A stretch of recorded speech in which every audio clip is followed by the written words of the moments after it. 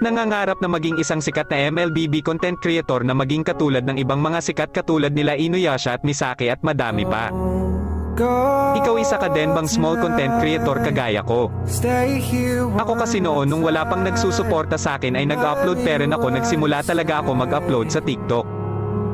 Alam nyo ba kahit 5 views lang ang video ko ay natutuwa pa rin ako kasi may nanonood sa akin. At kahit pa man ganun ay hindi pa rin ako tumigil sa pag-upload kahit na pangit ang video na ina-upload ko. Lagi kong iniisip na kung may pag-asa ba ako na